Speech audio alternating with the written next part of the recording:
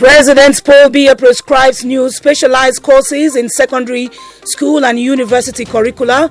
Professionalization of training and technical skills imbibed will ease access to the labor markets. Prime Minister Joseph John Gute orders the suspension of the demarcation process of the Mbet National Park in Mayokani till the protests are addressed. This as Minister Paul Atanganji assesses the situation on site with President Biya's appeasement message. The Cameroon Radio Television CRTV, a forerunner in the celebration of the World Radio Day tomorrow, and outside broadcasts at the Radio House informs on the advent of radio in Cameroon, pioneers and significant actors. Those were the headlines of the 7:30 news. Thanks for joining us. I'm Esther Kima. Our news focus tonight is on the training employment formula presented by President Paul Biya in his address to the youth on Monday.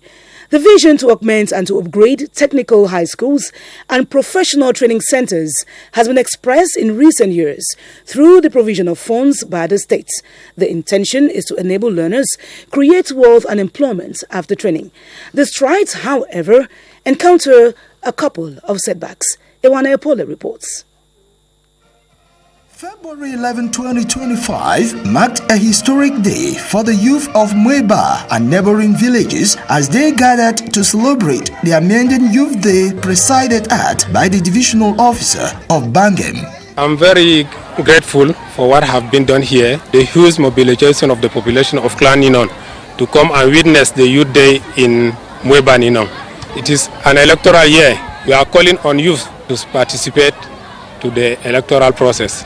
The event was a testament to the enthusiasm and energy of the youth that took part in a colorful march past of schools and colleges. Thanks to the collaborative efforts of the elite, Youth Day celebrations in Mweba provided a platform for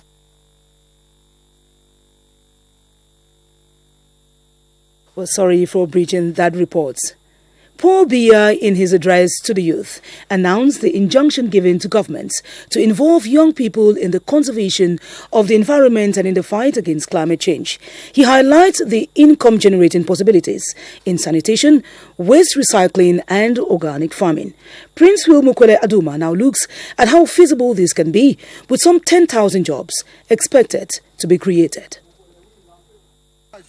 In Gumu in the Center region, the planting of pepper without the use of fertilizers is an environmentally friendly practice that equally generates large-scale production at a cheaper cost.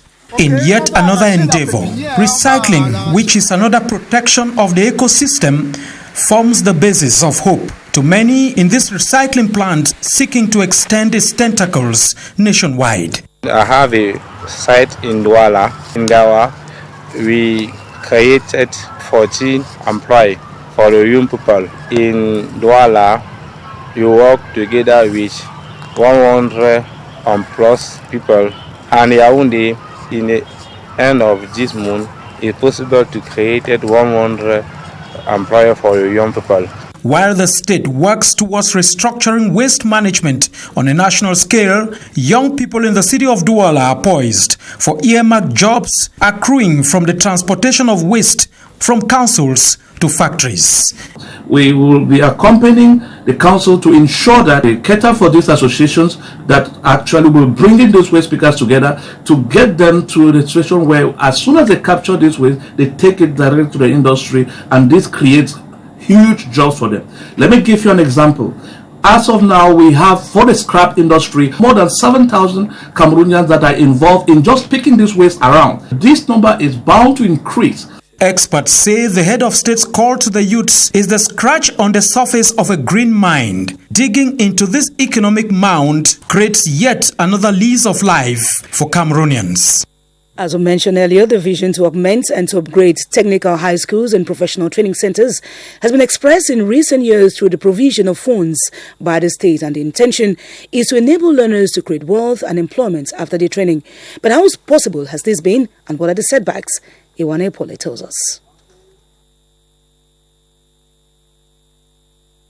The government of Cameroon has been investing heavily in the education sector with a focus on vocational training. The head of state, President Paul Biya, in his speech to the youth on February 11, 2025, cited the Secondary Education and Skills Development Support Project for the Youth and Employment, which aims to finance initial continuing worker training in order to make vocational training more accessible in all technical high schools and training centers in the country. We focused on professionalization. We need to make the learner understand that we are not here to learn general education, but rather to learn a trade so we can be useful to society tomorrow. That's why we include a set of teaching units that shape not only the individual but also provide them with the necessary know-how to enable companies to function effectively or to start their own businesses. To inform the youth on various career opportunities on how to access vocational training programs, government has established vocational information and counseling centers in several cities, including Maroua, Ngaoundéré, Yaoundé, Douala, Bamenda, and Bafoussam. The best is that students at the level of what you call lycée, they can decide to start to professionalize. But we have our brothers who have GCE, so we are obliged to help them in that professionalization. We have many enterprises. That enterprises help us to correct that bad orientation. President Paul Biya's emphasis on vocational education is part of his broader vision for Cameroon's economic development, as he believes that by investing in vocational training, the country can reduce unemployment and promote economic growth. And this issue of unemployment in Cameroon is even more disturbing for youth who have never had a chance to grab a job. As a remedy, President Paul Biya assures that first-time job seekers will henceforth have a regulatory support framework to access information on available jobs. This is the National Directory of Jobs, Trades and Professions. Here is an excerpt of the head of state's address to the youth on the issue. Take a listen. My dear young compatriots, no country is spared by the youth unemployment phenomenon. Commendable efforts are ongoing to reduce it. To this end, I have instructed the government to establish a regulatory framework to support the recruitment of first-time job seekers. This mechanism is intended to provide better support to young people who have never had a job and to help them find the National Directory of Jobs, Trades and Professions has also been set up with this goal in mind. It will help to consolidate, analyze, and disseminate information on available job opportunities in our country. And away from our news focus on the training employment formula of President Paul Biya, 4 decades of President Biya's achievements with regard to the youth have been recorded in a book titled Paul Biya and Cameroon Youth, Yesterday, Today and Tomorrow, a homothetic decoding analysis of 40 years of intertemporal politics for youth. It is authored by Minister Mununa Futsu, prefaced by Minister Bidung Pat, and postfaced by former Minister Adam Garwa. Yoti Kaleli Songe now presents the 446-page publication. More than a 4-decade-old journey with Cameroonian youth recounted in 446 pages. The story is President Paul Biya's, and it brings to the limelight his tireless efforts towards the socio-professional insertion of young Cameroonians. The book, Paul Biya and Cameroonian Youths, Yesterday, Today and Tomorrow, a homothetic decoding analysis of 40 years of intertemporal politics for youths, authored by the Minister of Youth Affairs and Civic Education, Mununa Futsu, has 15 chapters divided into 3 uneven parts, with a compilation of the head of state's various February 10 messages to the youth to include his very first speech in 1983. Everything that he has said about the youth on Youth Days 11 Februaries of all the years from 1983 till today. It is embedded in that book. And I must tell you that the book is rich. The book is a treasure. It's a gold mine for youths, for Cameroonian youths, and most importantly for researchers.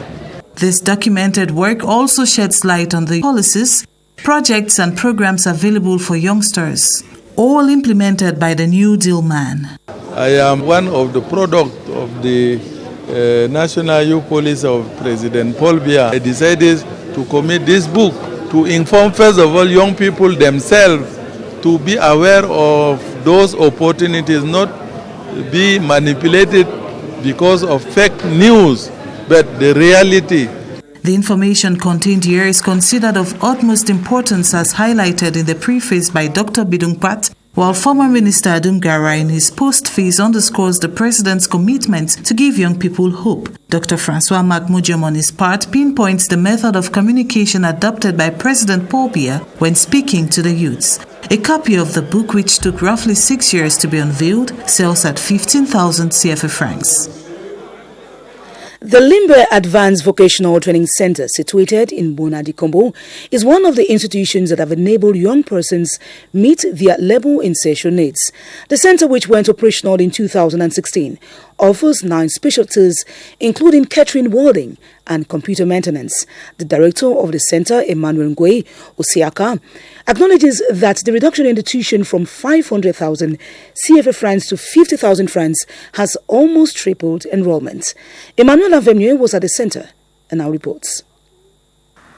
The Advanced Vocational Training Center in Limbe has been churning out professionals in 9 specialties, including office automation, computer systems and network maintenance and woodwork. Many of our past trainees have small and medium-sized enterprises in refrigeration and air conditioning, in electrical engineering, in welding and boiler making with workshops installed. And they are shaping the work of the world around Limbe, around Southwest, around Cameroon. Only 3 of such centers are functional in Cameroon: Limbe, Douala and Saint-Melima, with state-of-the-art equipment. And for the past 9 years in Limbe, trainees testify to the quality training received. I've learned many skills, especially in computer system and network maintenance department.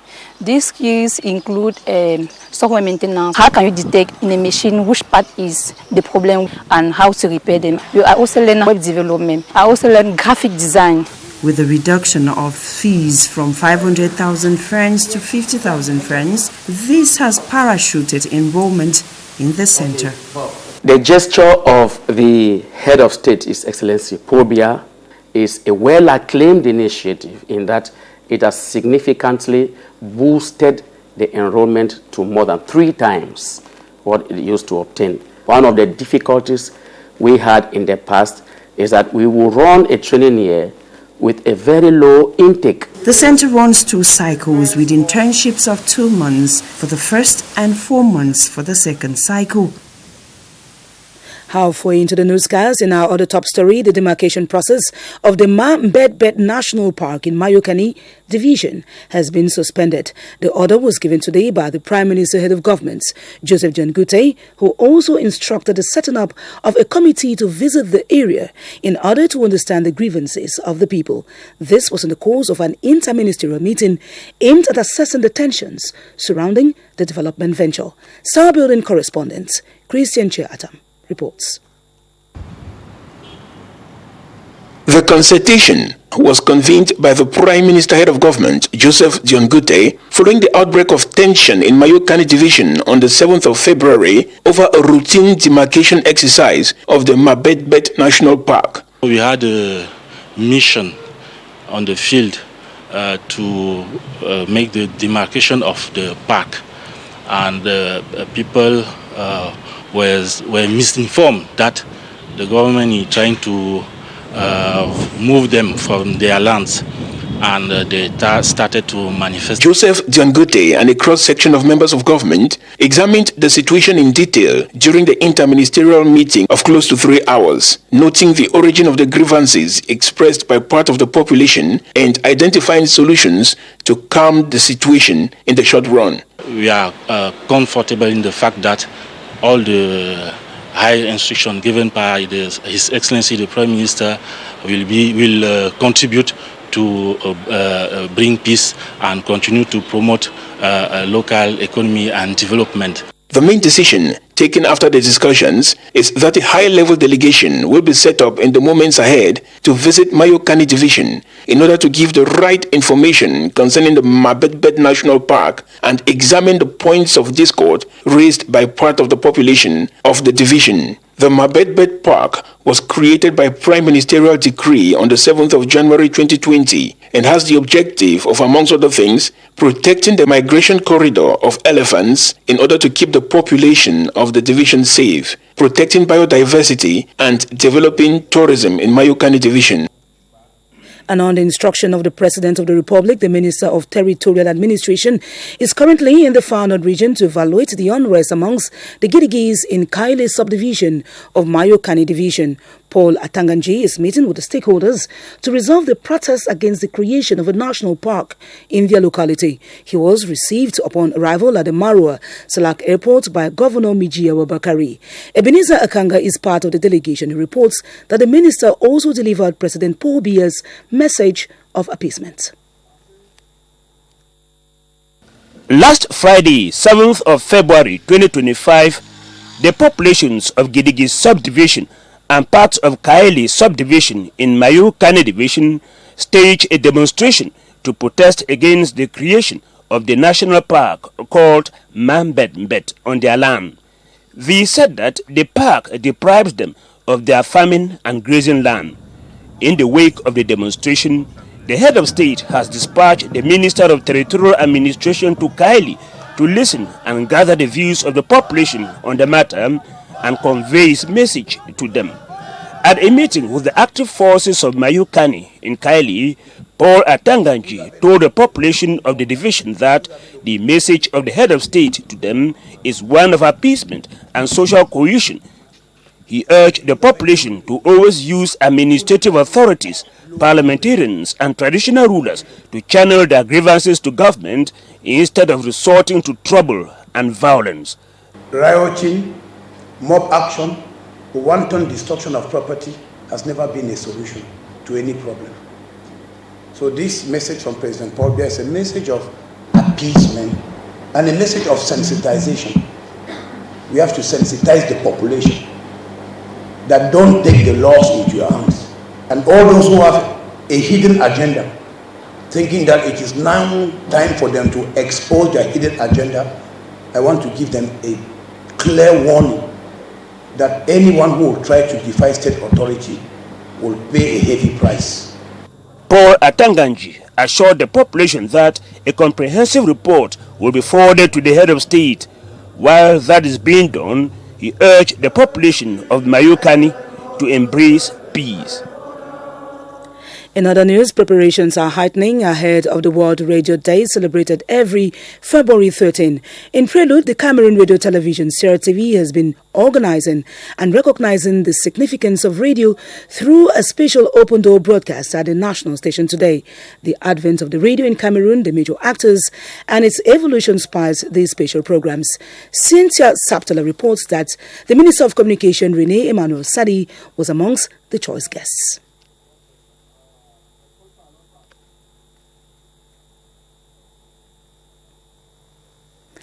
The World Radio Day in preparation at the CRTV Television Broadcasting Corporation. We are having technicians telling us that we will be having the reports by Cynthia Saptala in the course of the newscast. But then, in other news, the annual conference of Central and Devolved Services of the Ministry of Housing and Urban Development is underway in Yaoundé. Chaired by Minister Celestine Kecha-Coutez, the conclave aims at strategizing on infrastructural developments and management. The officials equally looked into high-density developments, climate change challenges, and industrialization. Gilbert Ongene has the details. achieving visible results well before the upcoming presidential election so as to improve on the living conditions of Cameroonians is the watchword at the Ministry of Urban Development and Housing this 2025. We have chosen this term, 2025, the contribution of Minju in the amelioration of the condition life of our population, because it's very important. And the head of state talked about this infrastructure in his message to the nation. The minister does not mince words while spelling out the target and vision of her ministry at this annual gathering. It was very important for us to bring here the regional delegate to talk about their program in 2024, take out of 2024 the strength to complete 2025 on time. If this lofty ambition sees the day of light, then the Ministry of Urban Development and Housing would have contributed its quota to transforming Cameroon's towns and cities into veritable levers of the country's development. In education news, the University of Ngaoundéré has officially renamed 7 of its amphitheaters after renowned statesmen who have contributed to the development of the Adamawa region. Amongst those honored is the former Minister of Animal Husbandry, Fishing and Animal Industries from 1984 to 2004, Dr. Amajoda Ajuji. Ellis Waji Bangmi reports that for the rector of the university, Professor Abdul Mumini, the move will inspire future generations. The decision to name some amphitheaters of the University of Ngaoundéré after prominent figures underscores the university's dedication to preserving and celebrating the rich history and cultural heritage of the region. This is an occasion for the rector to prove to the population that they should send students to school. These people have done quite a lot of things, have contributed to the development of the University of Ngaoundéré.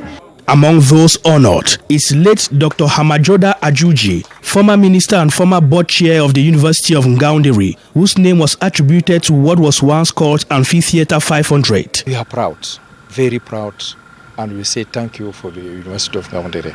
It's the one, all over what you are seeing here is his own, under his own leadership. He's a father, he's somebody who gives all his time for the Adamawa region, especially for the University of Ngaoundéré.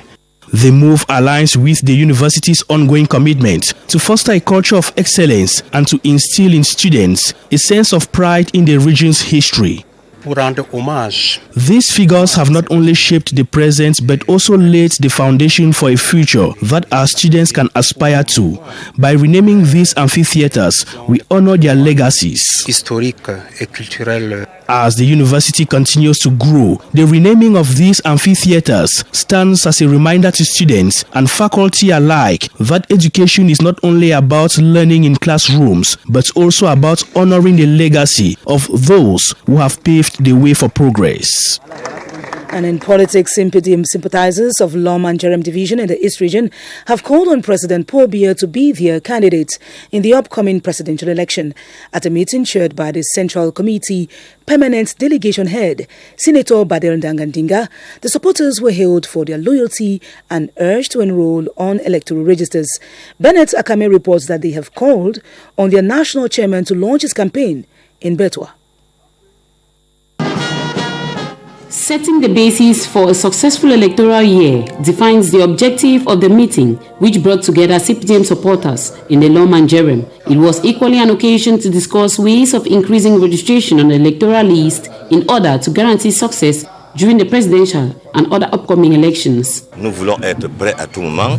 We want to be ready at all times. We will do everything possible to increase registration on the electoral list. Campagne d'intensification sur les listes électorales. Heads of different subsections presented reports on the strategies employed to increase registration on the electoral list. Nous avons relancé les activités. We have already resumed registration activities since January 17 to ensure our success. À pied d'œuvre. A strong call for loyalty was made by the CPDM Permanent Delegation of the Central Committee to the Lom and Jerem. C'est la mobilisation derrière le président Paul Biya. we call for a strong mobilization behind President Paul Biya, our champion in the upcoming election. This is why we called for this meeting. A motion of support addressed to President Paul Biya was handed to the SDO for the Lawman Jerem, Simon Kwetido, wishing the president to be candidate, as well as hoping that this year's presidential campaign be launched in Bedwa. Now on to echoes of the 59th Youth Day celebration in the regions.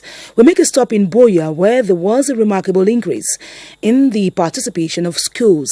With calm and serenity returning to the Southwest Regional Headquarters, Governor Bernard Okalia Bilai, chairing the march past, applauded the bravery and responsibility of the youth in the region.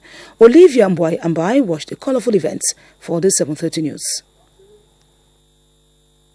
In pomp and pageantry, young people from all walks of life celebrated Youth Day at the Boya Independence Square. From pupils, students of secondary, vocational and higher education to youth groups, associations and movements, the mobilization was huge and exceptional. It was good, it was nice.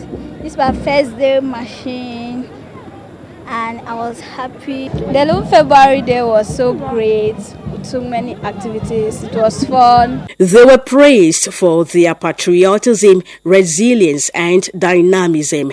Marching with enthusiasm, we are satisfied. This year, as the head of state mentioned it yesterday, it is a special year because of election. The youth of the Southwest should remain very vigilant. They should no longer be manipulated by whoever.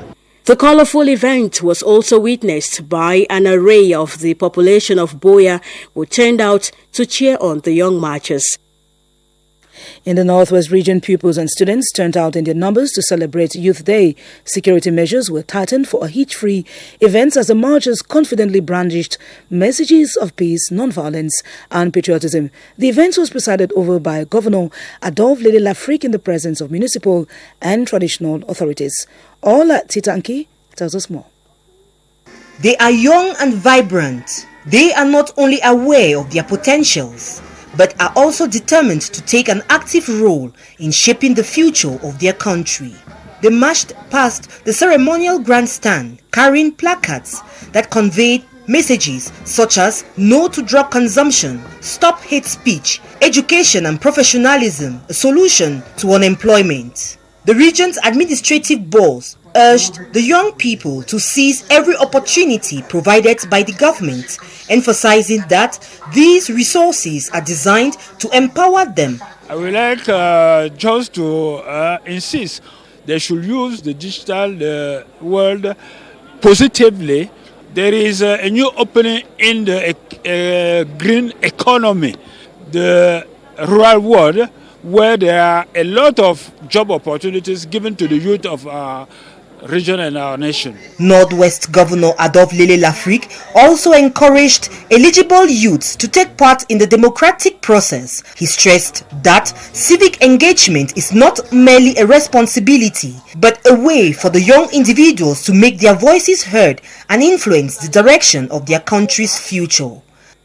And outstanding students of the Faculty of Law and Political Science of the University of Chang have received scholarships, cash and material assistance. The benefactors are two associations of former students of the faculty who intend to promote academic excellence. The first edition of the Day of Excellence and Academic Recognition was in prelude to the Youth Day.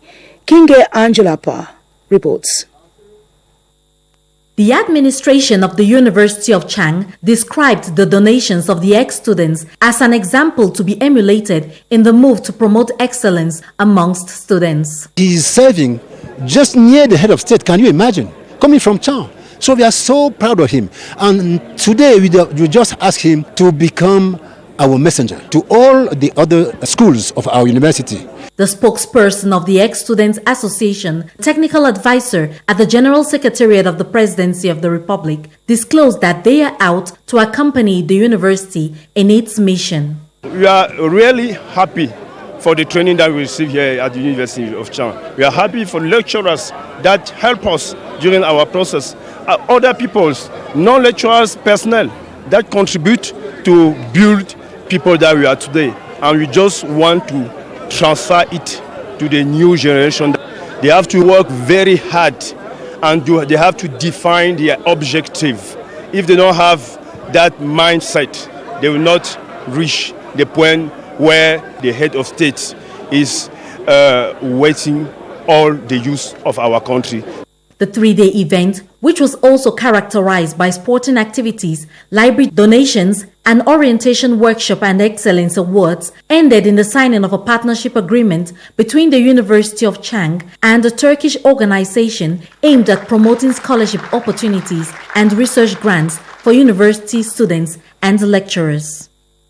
And on today's advertorial, the SNK Foundation, which has a mission to empower women and to promote education for orphans, has inaugurated its headquarters in Yaoundé. It is committed to uplift the underprivileged and to contribute to welfare projects. The inauguration was attended by members of governments, the civil society, and local and international artists. Lekiate Gertrude Asongazi has the details.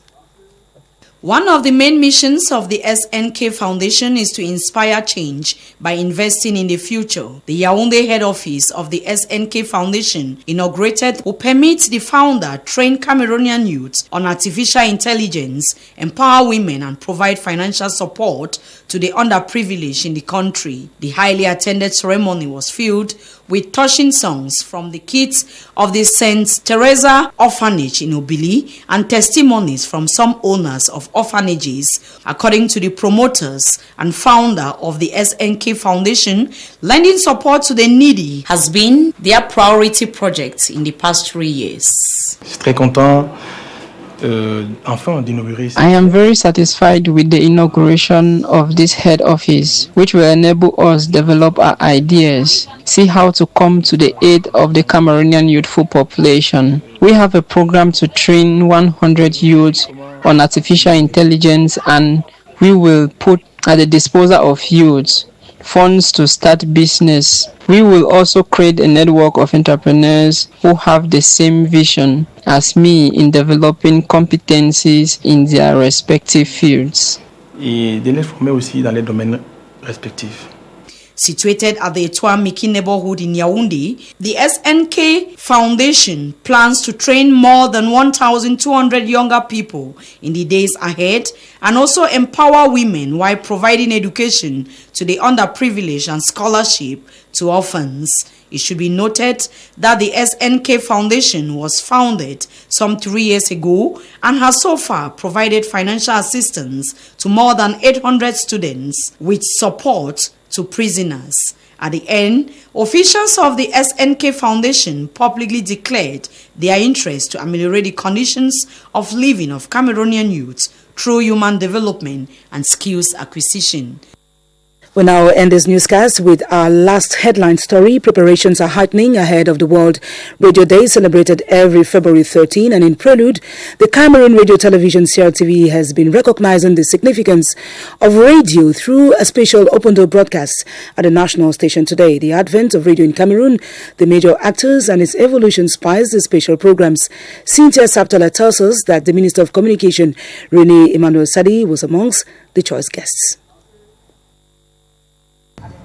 The beauty of radio, offering information in real time. Taking part in exchanges with young reporters, journalists, journalism students, and on the airways of the national radio station, the 5 to 6 p.m. news, and just arriving, the board chairman and communication boss, Minister Rene Emmanuel Sadi, given the microphone and a seat to talk about Cameroon's radio landscape. I can say that I'm satisfied with the way our journalists are working, doing their job, which is to inform the population, to educate, and also to transmit some messages from the government. In prelude to World Radio Day, CRTV this Wednesday organized a special outdoor broadcast with live animations. Present broadcasting veterans and adept listeners eager to participate in the special program, sharing anecdotes and takeaways about radio. Speaking to the journalists, animators, technicians working at the National Broadcasting House, the Director General, Charles Ndongo, encouraged them to uphold the ethics of their profession while providing timely information. The first radio station in Cameroon, Radio Douala, opened in 1941, February 13, UNESCO and thousands of stations will celebrate World Radio Day, a communication medium celebrated today by CRTV's finest. And that ends this edition of the 7:30 News, in which you heard that President Paul Biya has prescribed new specialized courses in secondary schools and university curricula. Professionalization of training and technical skills involved will be easing access to the labor market. And Prime Minister Joseph John Goodey has ordered the suspension of the demarcation process of the Bet National Park in Mayo County till the protests are addressed. This at a time when Minister Paul Atanganji is assessing the situation on site and delivering President Paul Biya's message of appeasement. More news will be coming up at 8:30 p.m. with Frank Ivina. I'll be back tomorrow at 7:30 p.m. with willing stay to our programs on CRTV and on CRTV News. Thanks for watching. Good night.